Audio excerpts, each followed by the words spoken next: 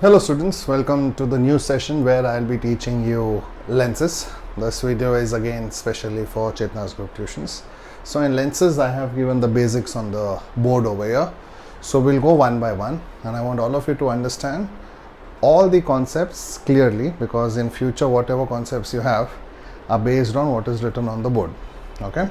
So in lenses, the first thing that you have is convex and concave. Convex is something that is bulging out. Concave is something that is going inside. Convex is something that is thick at the center and thin at the edges, and concave is something that is thin at the center and bulged at the edges. Now, how do you get a convex lens? How do you get a concave lens? Now, on the screen, you have convex, you have concave. You can see two spheres. When they meet, I get something like this. This itself is our convex lens. And when two spheres just don't meet, then this gap, this is our concave lens. Now, if you notice in convex, since this is sphere 1, this region is called your first region because it is of the sphere 1, and this region is your second region. In concave, this region belongs to sphere 1, so this region is 1, and this region belongs to sphere 2, so it is second region. Now there are many terms which you should know. First one is called center of curvature. Now center of curvature is just the center of the spheres of which convex or concave lens is a part of. For example, here this is one sphere, the center of this sphere is C1, this is the second sphere, center of this sphere is C2. Therefore, C1, C2 is the center of curvature. Similarly, over here also, C1 and C2 will be the center of curvature. Next is the radius of curvature. So, if you know the center of a circle, radius of a circle or sphere is one and the same. See here, this will be my radius 1, this will be my radius 2, that is radius of the first sphere, radius of the second sphere. Similarly, radius of the first sphere here, this is R1, and say radius of the second sphere here, that is R2. Therefore, center is also of the sphere, radius is also of the sphere. Next, we have something called as principal axis. Principal axis is the axis, remember, imaginary axis, that passes through the centers of both the spheres, here and here. It's an imaginary line passing through the center of both spheres. This is your principal axis. And optical center will be the center of your convex lens or center of your concave lens. Remember two things about optical center. One is it is the center of the lens. Secondly, when light passes through this, it goes undeviated.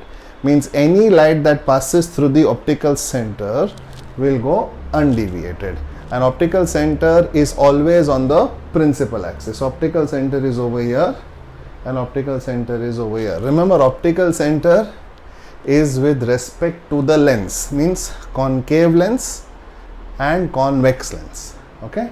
Now for focus and focal length, we have to go to the next diagram. Just look at the next diagram. This is a diagram of a convex lens. This is a diagram of a concave lens. Now for convex lens, it is also called as converging lens, and concave lens is also called as diverging lens. Okay. Now, if rays of light are going through the convex lens, they will converge on a point on the principal axis.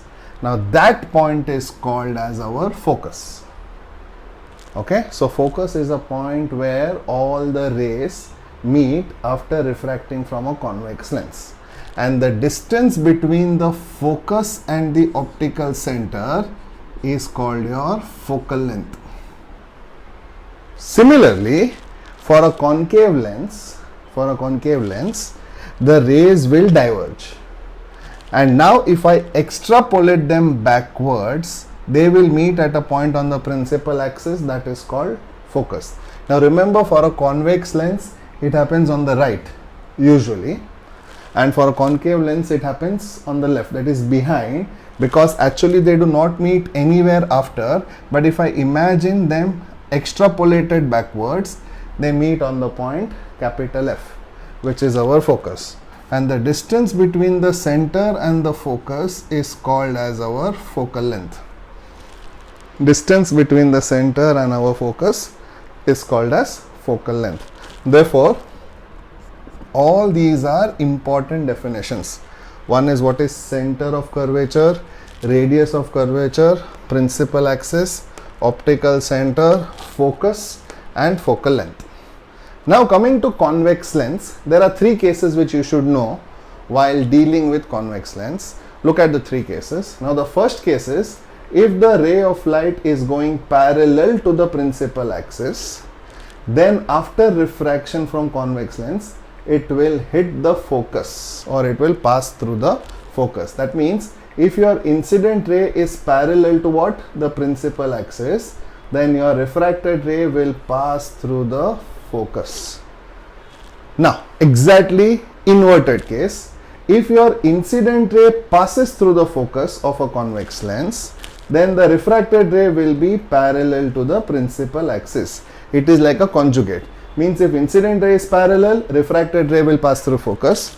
Over here, if your incident ray passes through the focus, your refracted ray will be parallel.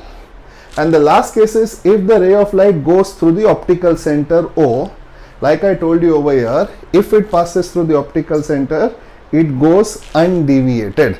That means there is no change in the refracted ray. It will go through and through. Remember, by looking at the shape, you should understand that it is a convex lens itself. Now these are the three cases for convex lens, and these are the definitions of the 5 basic parameters.